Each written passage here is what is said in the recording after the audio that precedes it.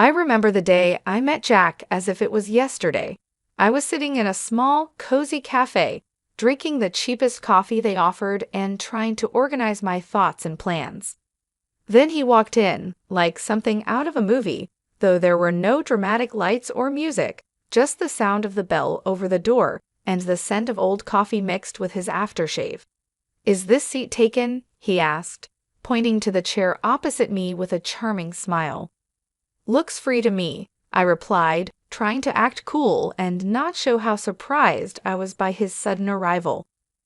We started chatting, and it felt like we were made for each other. He liked all the same things I did, from binge-watching the same cheesy TV shows to debating the best pizza topping, and yes, it's pineapple, fight me on it. Soon, we were dating seriously, not just hanging out now and then. It was like I'd known him all my life. Before long, we were even talking about marriage. That's when the trouble started. His parents, let me tell you, were tough to deal with. The first time I met them, it felt like walking into a lion's den wearing a steak. They had a way of smiling while sizing you up, deciding if you were good enough or not. "So you're the girl Jack can't stop talking about," his mom said, her tone anything but friendly. "Guilty as charged," I replied, trying not to let her get to me. They quickly made it clear they wanted us to sign a prenuptial agreement. Now, I'm not after anyone's money, but I didn't like how they approached it. "I'll sign your prenup," I told them, "but on one condition. If one of us cheats, the cheater has to pay up $200,000. Jack looked as if I'd hit him with a fish. "Babe, I'd never cheat on you," he said, looking serious. "Yeah, well, my ex said the same thing before I caught him cheating," I said. "So it was this deal or nothing." He agreed, and so did his parents, although they looked pretty sour about it. We thought that was the end of that issue, but we were wrong. One evening, we were snuggled up on our old creaky couch.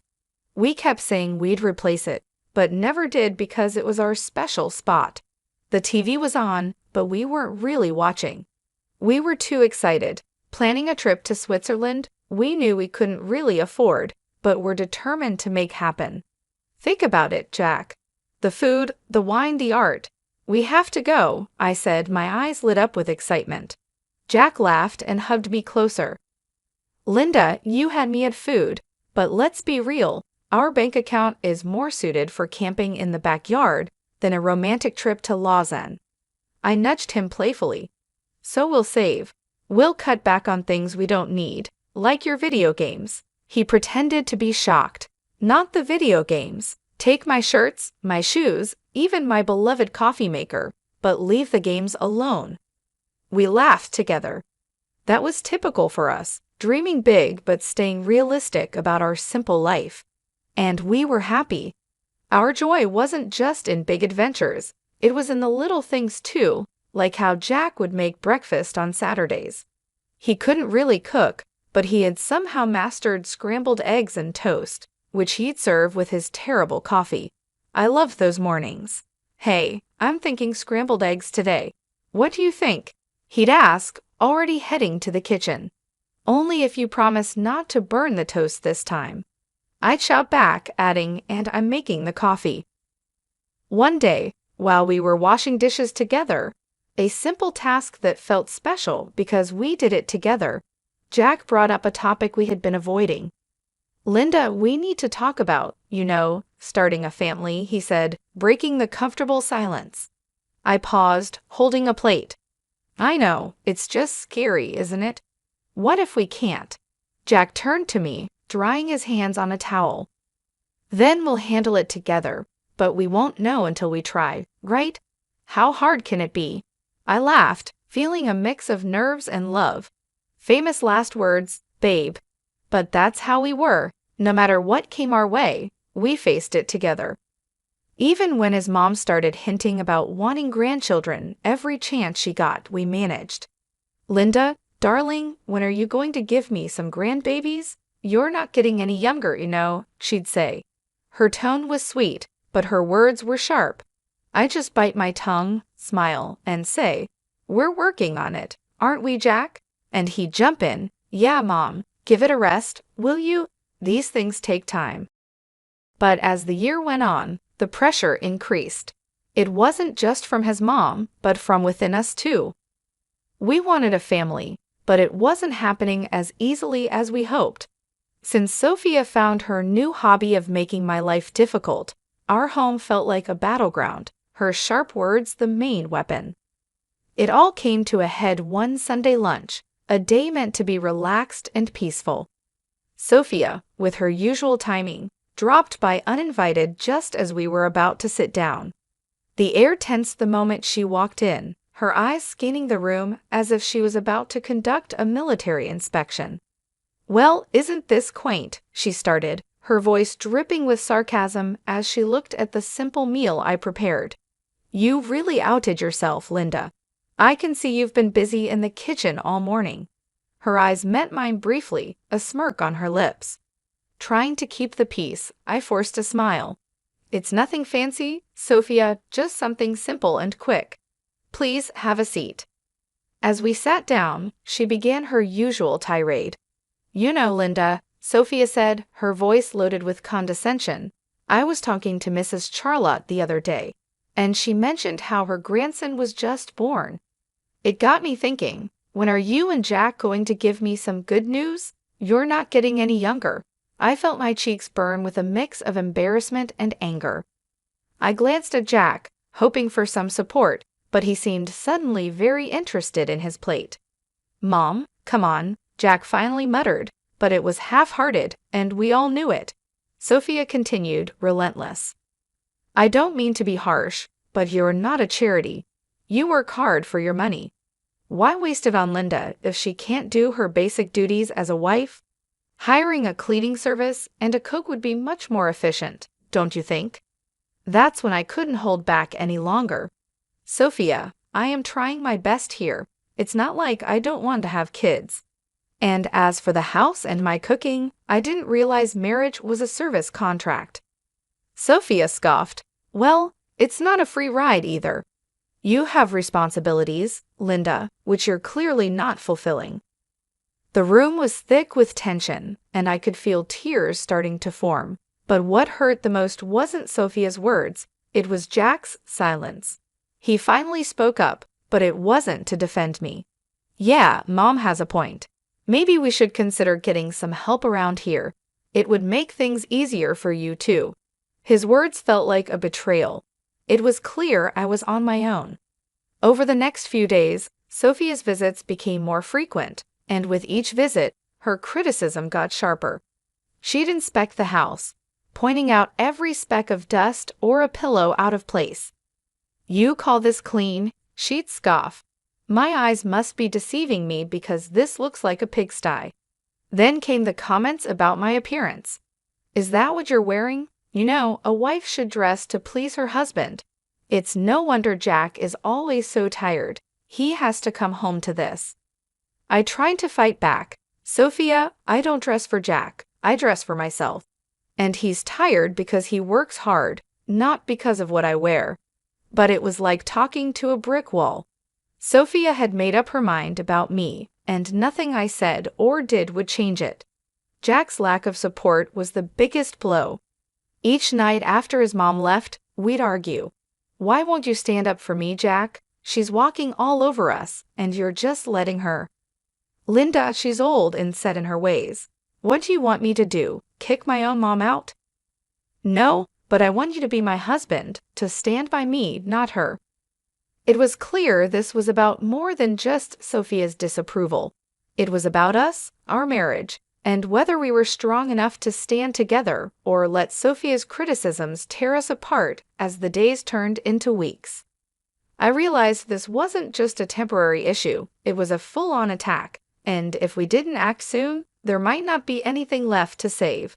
Things between me and Jack had been cold since Sophia intensified her criticisms. But it wasn't just our home life that was under pressure. Jack himself had started acting strange, and it wasn't just because he was stressed at work. It was something more, something that made my stomach churn. It began with phone calls.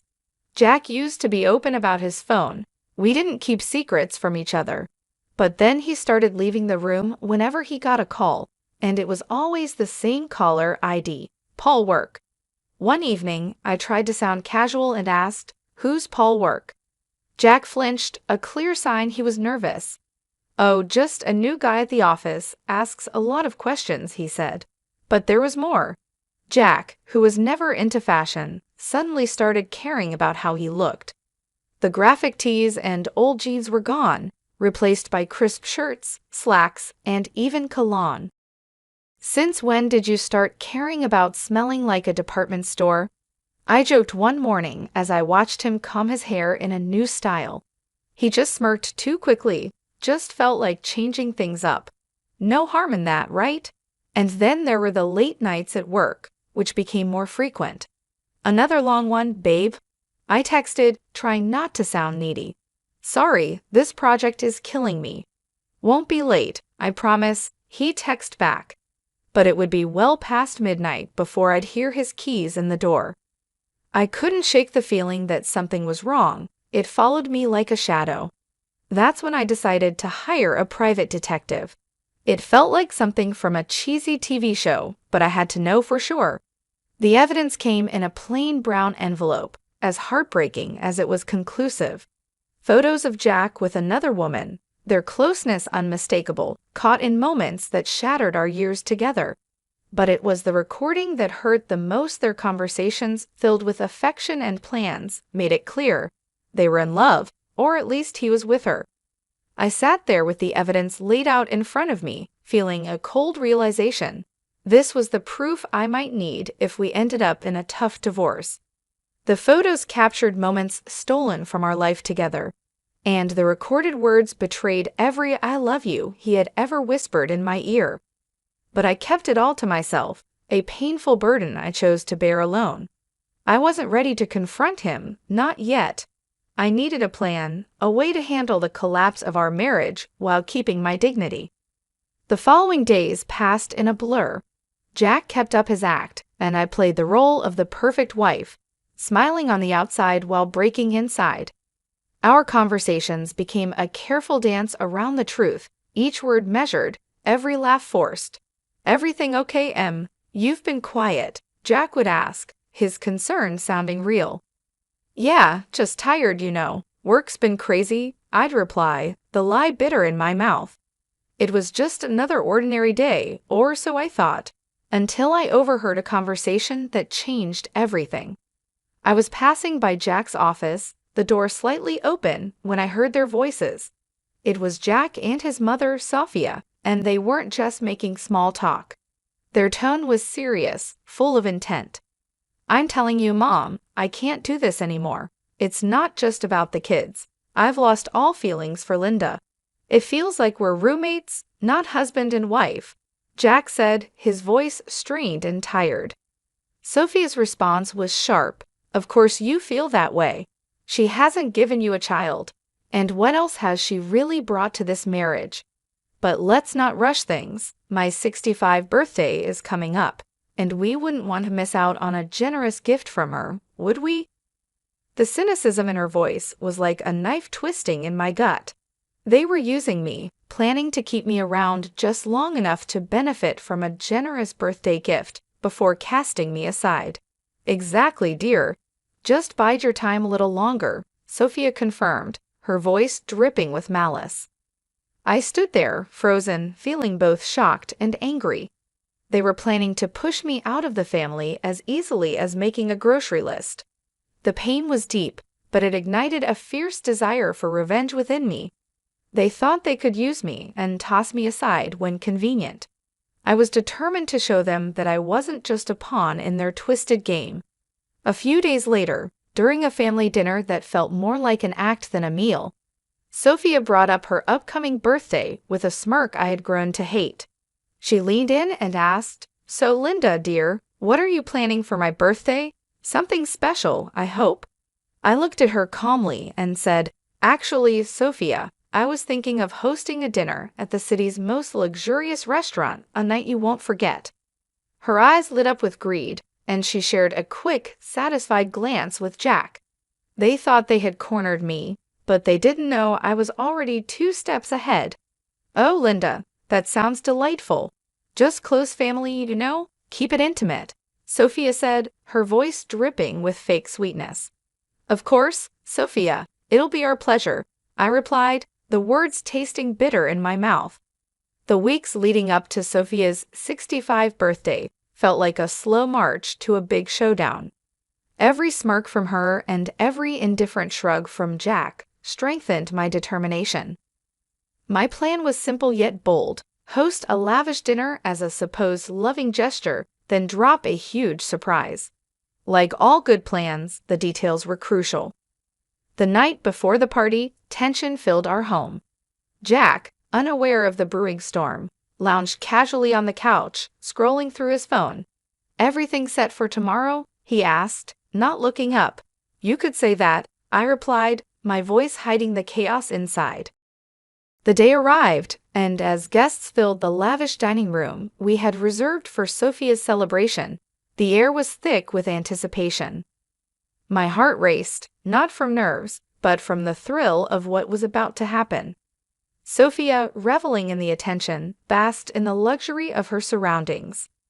"Oh, Linda, you've outdone yourself. This place is exquisite," she exclaimed loudly enough for nearby tables to hear. As we all settled in, the meal went on with the kind of strange cheer typical of such family events. Laughs were shared, stories exchanged.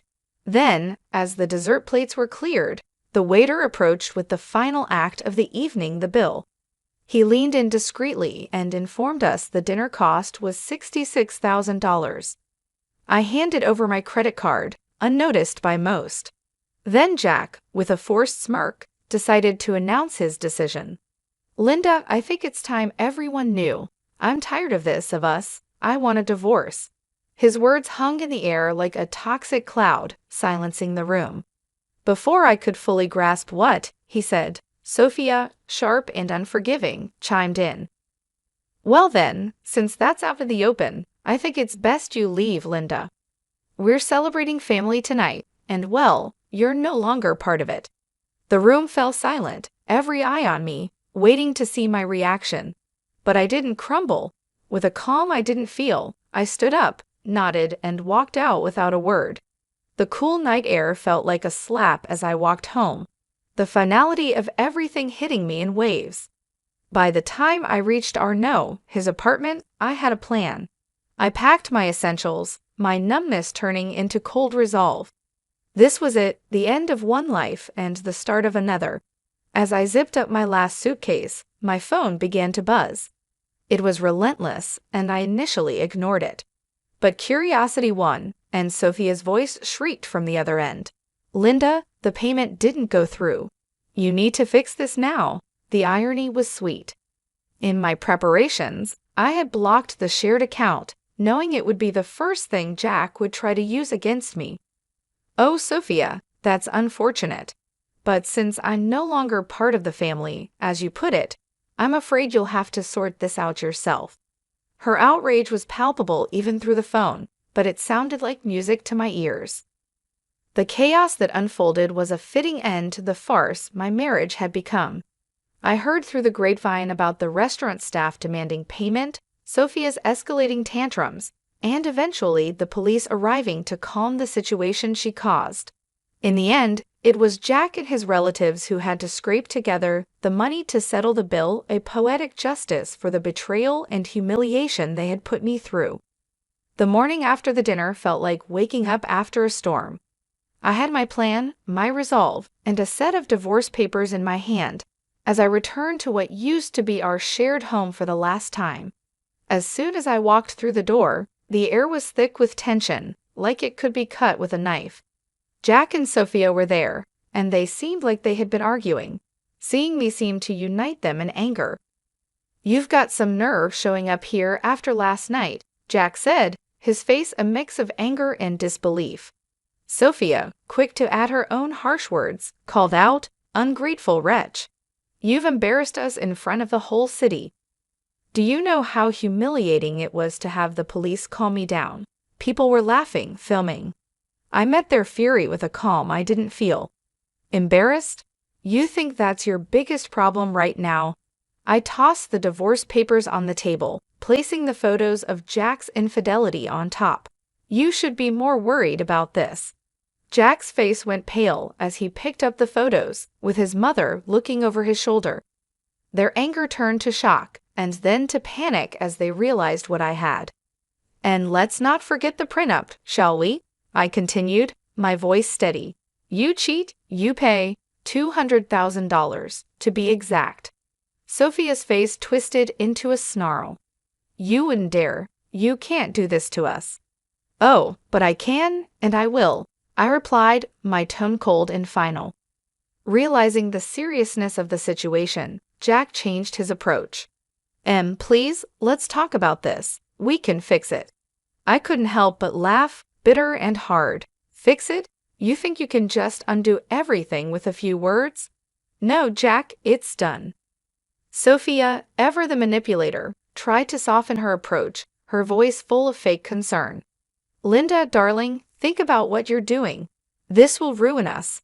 That ship has sailed, Sophia. You should have thought about that before.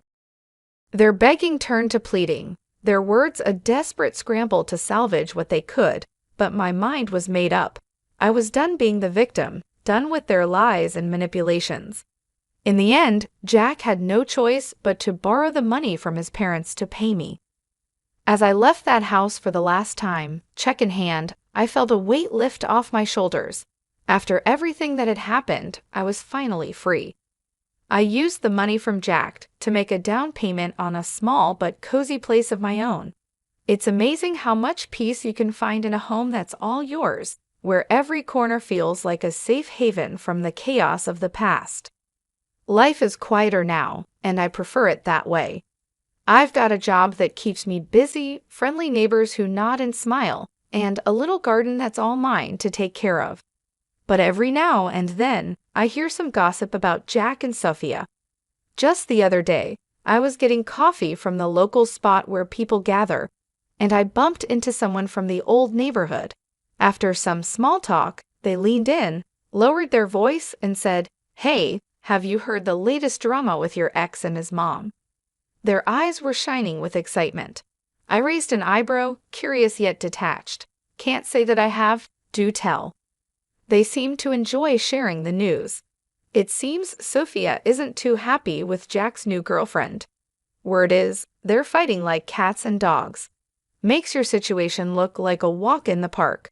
We moved on from the topic, but as I walked away with my coffee, I felt a deep sense of relief.